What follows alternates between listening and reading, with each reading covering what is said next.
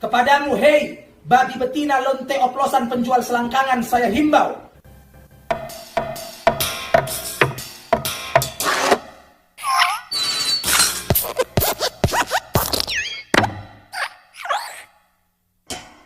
Ustadz Maher At-Tuwailibi. Nama Ustadz ini mungkin sudah tidak asing lagi bagi para teman-teman semua, apalagi dengan banyaknya berita yang beredar baru-baru ini, teman-teman. Gaya bahasanya yang kasar, bahkan suka menghina orang lain seolah-olah sudah begitu melekat di dalam diri Ustadz Maher ini. Terus terang, teman-teman, secara pribadi saya tidak tahu apa sih sebenarnya karya ataupun kontribusi dari Ustadz Maher ini yang membuat dia ini patut diapresiasi sebagai seorang tokoh agama, selain daripada mulutnya yang suka bicara kotor dan bicara kasar. Tercatat sejak kemunculan Ustadz ini, biasanya yang paling sering ia hina itu adalah para pejabat, lalu juga politikus, bahkan yang terbaru ini artis juga ikut kena semprot mulut kotornya Ustadz Maher ini, teman-teman. Nah, kenapa ya kok mulut Ustadz Maher ini bisa enteng begitu mengucapkan kalimat-kalimat kasar? Pertanyaan ini sebenarnya pernah disampaikan kepada Ustadz Abdul Somad, teman-teman. Seperti apa komentarnya? Silakan kita lihat cuplikan video berikut ini. Ada orang bertanya ke saya, apa pendapat Ustadz tentang Ustadz Maher At-Tuwailibi. Jadi Ustadz Maher saya lihat bacaannya banyak, nulisnya tajam, dan peduli dia dengan kita, peduli dengan keadaan. Tapi orangnya kasar Pak Ustadz, ada juga yang bilang begitu. Orang Medan memang gitu gayanya. Orang Medan itu sama macam makanannya, begitu sebelum masuk, begitu juga setelah keluar, begitu di luar, begitu juga di dalam, macam daun ubi tumbuh. Jadi sebetulnya bunyinya aja begitu, tapi hatinya baik. Saya tahu, saya sekolah di Medan dulu. Mudah-mudahan dipanjangkan Allah umurnya, sehatkan Allah badannya, anaknya dijadikan Allah penghafal Al-Quran, mujahid fisabilillah, dan yang paling penting istiqomah, mati dalam keadaan husnul khatimah. Sallallahu ala sayyidina Muhammad wa ala alihi wasahbihi wasallam warahmatullah. Assalamualaikum warahmatullahi. Nah, teman-teman, poin yang saya tangkap dari penjelasan Ustadz Abdul Somad ini adalah di mana ia mengatakan bahwa Ustadz Maher ini gaya bicaranya seperti itu karena Ustadz Maher ini adalah orang Medan. Dan ia juga menambahkan bahwa sekalipun Ustadz Maher sering menggunakan kata-kata yang kotor dan juga kasar, tetapi pada intinya sebenarnya Ustadz Maher ini adalah seorang yang baik. Saya kok jadi lucu ya mendengar penjelasan dari Ustadz Abdul Somad ini, teman-teman. Oke lah, saya tahu bahwa Ustadz Abdul Somad ini juga berasal dari Sumatera Utara, yaitu tepatnya di Silolama di Kabupaten Asahan.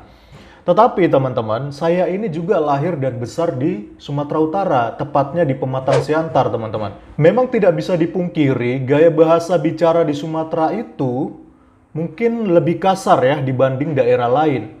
Saya juga dulu waktu masih remaja, banyak sekali kata-kata makian yang sering saya gunakan di dalam pergaulan saya, teman-teman ya. Maaf kata ya, contohnya seperti longor gitu ya, seperti bujang gitu ya, seperti pante, seperti bodat. Nah, minta maaf ya teman-teman, ini pasti yang orang-orang Sumatera pasti tahulah ini adalah kata-kata makian yang biasa digunakan di dalam pergaulan orang-orang Sumatera Utara, teman-teman. Tetapi itu pun saya gunakan di dalam konteks pergaulan dengan teman-teman sekolah saya, dengan supir-supir angkot, dengan orang-orang yang ada di terminal, tukang parkir, dan juga preman-preman yang ada di Pematang Siantar, teman-teman. Apalagi kalau kita itu sudah nongkrong di pasar ya, di sana itu ada pasar itu namanya Pasar Horas atau bahkan juga Pasar Parluasan. Jadi sekali lagi perlu dicatat ya teman-teman, itu adalah di dalam konteks saya yang masih remaja labil dan juga masih bergaul dengan orang-orang yang di terminal dan juga di pasar. Nah, sekarang saya ini bukan anak remaja lagi, saya sudah dewasa, sudah bertobat juga pastinya. Bahkan saya juga ini pengajar jemaat. Saya juga berkhotbah, teman-teman. Tetapi pertanyaannya, apakah masih pantas saya bicara kasar dengan status saya yang sekarang ini. Saya percaya jemaat saya pasti tidak akan terdidik akhlaknya kalau mereka melihat saya suka bicara kasar. Mungkin ya, kalau saya bicara kasar, mungkin jemaat saya yang masih waras dan juga memiliki akal sehat, besok-besok mereka tidak akan mau lagi mendengarkan saya berkhotbah ataupun saya berceramah. Nah, sekarang ada pengajar umat bicara kasar dan juga kotor penuh makian, tapi ada aja jemaahnya yang mendengarkan, bahkan jemaahnya ikut tertawa-tertawa. Begitu penceramah ini menghina dan menghakimi atau bahkan memaki orang lain. Kira-kira menurut teman-teman ini sehat atau tidak sih? Nah, seharusnya seorang ustadz, seorang tokoh agama, seorang pengajar umat itu harus mencerminkan gaya bicara yang baik. Mencerminkan suatu perkataan-perkataan yang baik, yang membangun teman-teman. Nah ini teman-teman, ada seorang ustadz, seorang public figure, pengajar umat, tapi gaya bicaranya tidak lebih baik dari anak remaja labil yang masih hidup di dalam pergaulan buruk dan tidak pernah memikirkan perasaan orang yang mendengarnya teman-teman. Jadi bagaimana mungkin pendengar Ustadz Maher bisa terdidik akhlaknya kalau ia sendiri pun tidak bisa mengekang lidahnya, menahan nafsu untuk bicara kasar saja pun ia tidak bisa teman-teman. Jadi buat Ustadz Abdul Somad, tolonglah ya, jangan digeneralisasi bahwa orang-orang Medan itu, orang-orang Sumatera Utara itu, gaya bicaranya, mulutnya kasar-kasar dan kotor-kotor. Hati-hati loh ya membuat statement.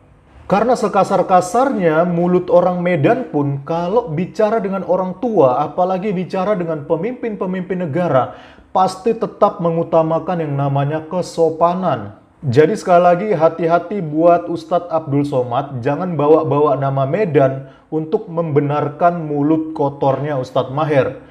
Masih banyak ustadz-ustadz dari Medan yang mulutnya lebih baik daripada Ustadz Maher. Dan setahu saya juga nih ya, orang Medan itu sportivitas dan solidaritasnya tinggi, tidak cengeng teman-teman. Ya, seperti ada lagunya ya teman-teman, itu lagu anak Medan yang isi liriknya mengatakan, biarpun kambing di kampung sendiri, tetapi jadi banteng di perantauan. Nah, si Ustadz Maher ini teman-teman, menghadapi seorang wanita saja, ia pakai ancam mau mengerahkan 800 pasukan laskarnya untuk mengepung rumah wanita ini teman-teman.